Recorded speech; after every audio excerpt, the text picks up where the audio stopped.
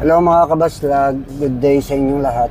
Ngayong pagkakataon na to, puntahan natin tong apartment. Kailangan natin referin yung matagas na tubig. Kapag alam naman natin, pagka tag-ulan, diyan lumilitaw yung mga problema ng mga bahay. Lalo na kapag ang bubong ng apartment mo, hindi siya talaga totally naka-overlap sa magkabilang gilid.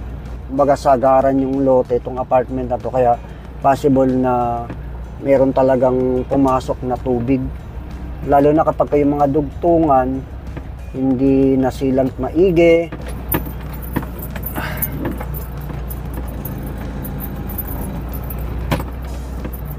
Ayan, ito yung apartment natin. Bababa natin ngayon itong mga bakal.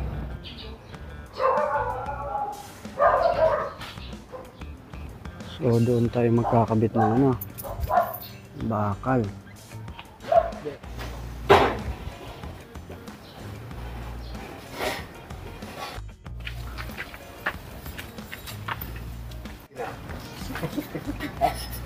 Baba ang alin.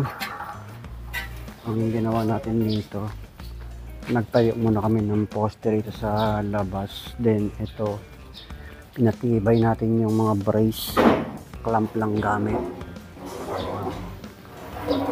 Pag nakapagtayo na rito, magtatayo kami dun sa may loob.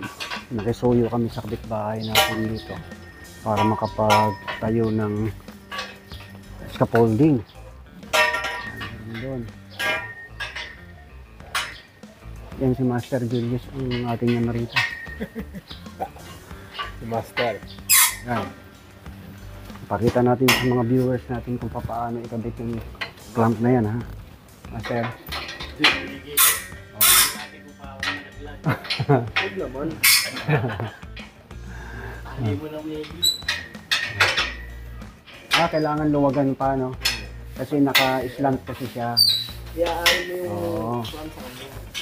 Kasi hindi kakapit yung clamp na kabila kapag hindi siya niluwagan. Yun. Yan. Yan ang tamang galawan yan. Ikpitan natin sa kabila muna. Yan. Then, parang yan, ito naman.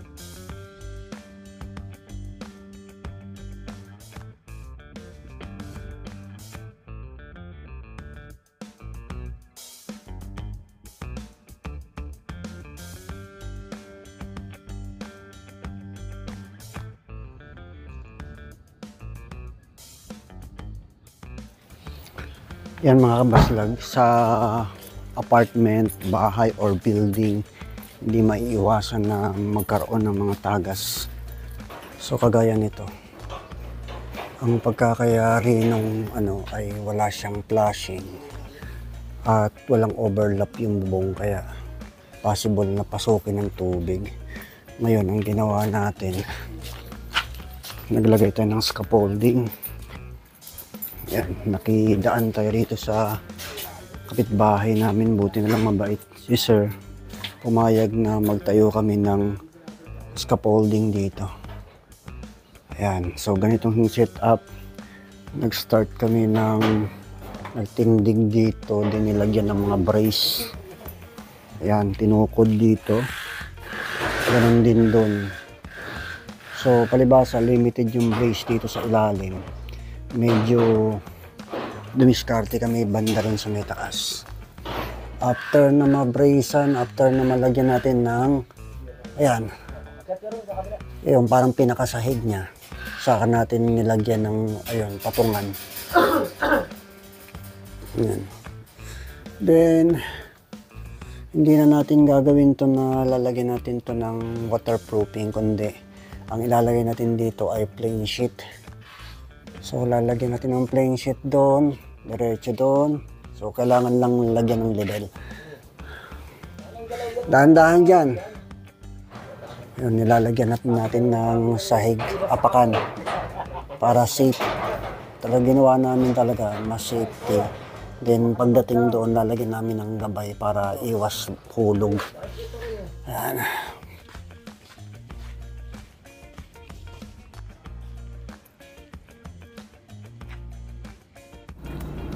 Yan mga kabaslag, pumunta tayo sa hardware. Bibili tayo ng mga materyales. Ito si Master Julius, siya yung nakakaalam ng mga ano. Mga ito nauna sa akin. Akala mo ako akala mo talaga nagko-construction din ako na. Hindi, para ako nagko-construction na rin ngayon eh. Ikaw ang pioneer pagdating sa ganitong skills. Ako, amateur lang kumbaga. Sa'yo lang ako. Oo.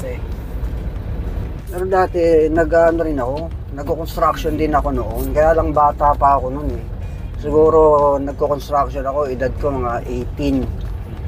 Oo.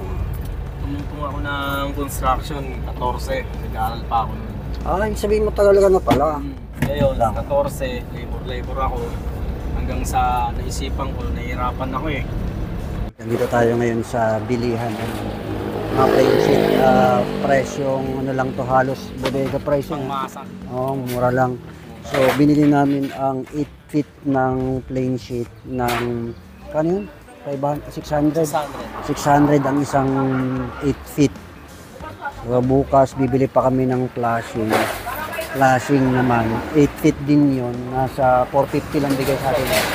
450 pesos ang bigay sa amin, yung bawat 8 feet. Kaya hindi pa kasi namin na susukat kung ilang flashing ang makukonsumo doon.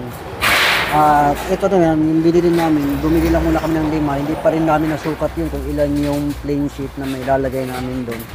Kaya sa ngayon, 5 lang muna, tapos bukas kung ano pa yung kulang doon namin idadagdag. After nito, once natapos natin yun, saka natin sumahin, magkano ba gastos? Ganun kalaki na wall na lalagyan natin ng plain sheet para mawala yung tagas ng tubig. Yan. So, bumili na tayo ng level hose. Kailangan natin mag-level doon sa may taas kasi para pantay yung ididikit natin na plain sheet. Ayun yung plain sheet natin. So, 4 lang muna sinimulan natin na plain sheet. Ayan. 1, 2, 3. Andun yung isa. So, kailangan lang natin ito na i-level.